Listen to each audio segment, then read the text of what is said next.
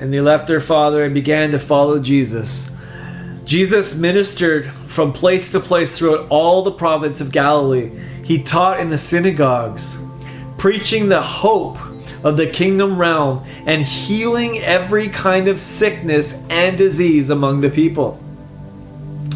His fame spread everywhere. Many people who were in pain and suffering with every kind of illness were brought to Jesus for their healing.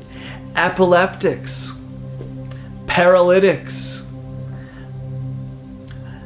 and those tormented by demonic powers were all set free. They were all set free. God, we need to see that kind of power coming through your church.